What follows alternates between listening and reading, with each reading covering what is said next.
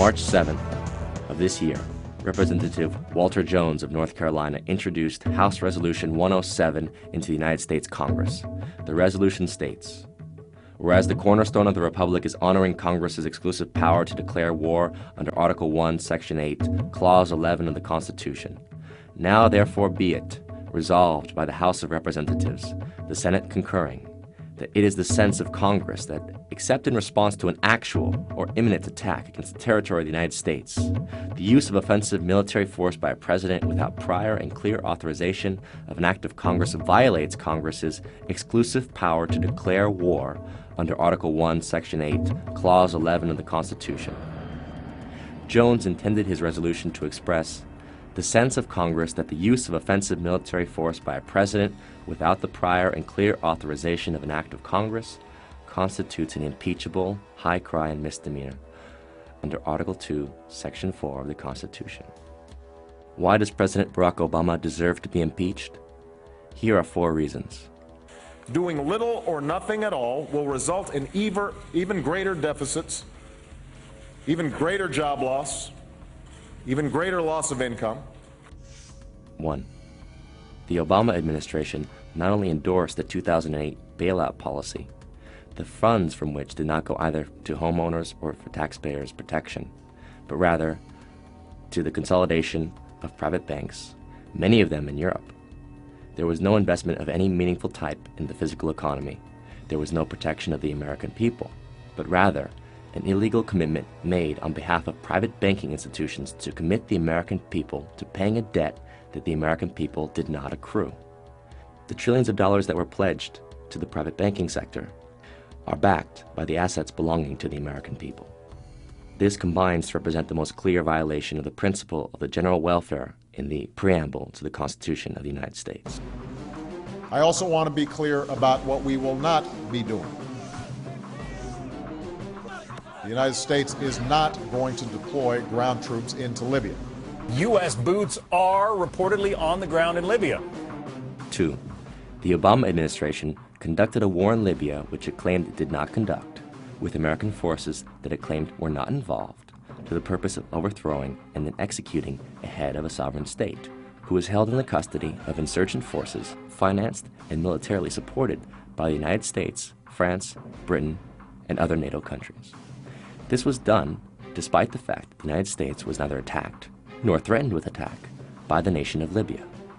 Only the Congress, not the President, has the authority under the Constitution to declare war, but the Obama administration believes that it has that authority. Do you think that you can act without Congress and initiate a no-fly zone in Syria without congressional approval? The administration recently asserted that its actions are above the laws of the United States in an exchange between Obama Secretary of Defense Leon Panetta and Senator Jeff Sessions of Alabama. Our goal would be to seek international permission, and we would come to the Congress and inform you and determine how best to approach this, whether or not we would want to get permission from the Congress. I think those are issues we would have to discuss as we decide what to do here. What I heard you say is we're going to seek international approval, and they will come and tell the Congress what we might do. The Obama administration, thus, does not believe that the Congress has the exclusive power to declare war, and accordingly, the President should be impeached. Let me welcome Prime Minister Cameron to the United States of New York. Obviously, there is an extraordinarily special relationship. 3. The Obama administration sides with the imperial power of Great Britain, and proudly so, in what has been called the special relationship. Through that special relationship, the United States, as a result of the false intelligence advocated by Tony Blair, claimed that Iraq had weapons of mass destruction and conducted a preventive war against Iraq in 2003. Preventive war was declared a crime against humanity by the Nuremberg Statutes of 1947. But now, on March 13th of this year, Barack Obama and David Cameron declared their intention to seek the removal of the Syrian regime of President Bashar al-Assad, a regime that has shown no intent of threatening or attacking the United States Republic. This shows Obama's intent to continue a policy of war, for the commission of which the Nazis were sentenced to death at Nuremberg. If President Obama intends to finance, arm, or in any way militarily support the rebel factions against the president of Syria, he has a constitutional requirement to approach the Congress for a declaration of war. 4. President Obama has committed us as a country to a policy of indefinite warfare, including on American soil. On December 31st, 2011, Barack Obama signed into law the 2012 National Defense Authorization Act, which includes provisions that state that Congress affirms that the authority of the President to use all necessary and appropriate force pursuant to the authorization for use of military force includes the authority for the armed forces of the United States to detain covered persons pending disposition under the law of war. When Congress defined such covered persons, exempting U.S. citizens from the language, they were rebuked by the Obama administration, which told them to remove U.S. citizens from being precluded. Thus, as a result, U.S. citizens can also be detained by the U.S. military indefinitely without due process or civilian trial. This now allows the United States military to arrest and detain without trial American citizens who are deemed enemy combatants. It abrogates the Constitution of the United States in the 4th, 5th, and 6th Amendments, the right of the people to be secure in their persons against unreasonable searches and seizures, and that no person shall be held to answer for a capital or otherwise infamous crime unless on a presentiment or indictment of a grand jury, and that the accused shall enjoy the right to a speedy and public trial by an impartial jury.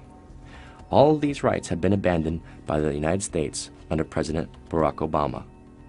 Further, the President asks the country to believe him when he says that he will not use his power of the executive towards the arrest of U.S. citizens pursuant to the NDAA of 2012.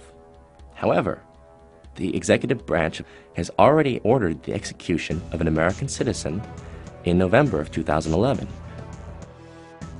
The Obama administration has already assassinated an American citizen, Anwar al-Awlaki, who was never tried in absentia, but was simply indicted by a secret court, according to the executive branch, who then ordered his assassination, a murder which also included that of his son, a 16-year-old boy, and a family friend.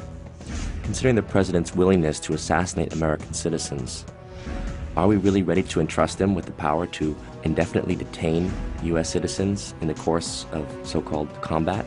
After all, our Constitution promises the trial of all crimes, except in cases of impeachment, shall be by jury, and such trial shall be held in the state where the said crimes shall have been committed. Now is the time.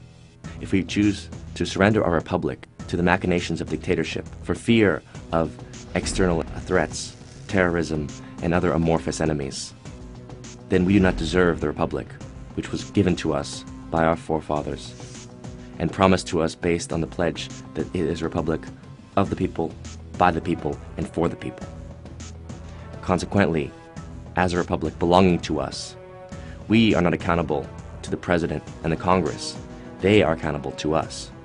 And should the President presume dictatorial powers, regardless of the state of war that he may claim we are now in, he must respond to our demands to protect American citizens from unauthorized illegal detention by the military and to annul this National Defense Authorization Act of 2012. And if he does not do so, then he deserves to be impeached immediately. But if we say nothing today, where will we be tomorrow?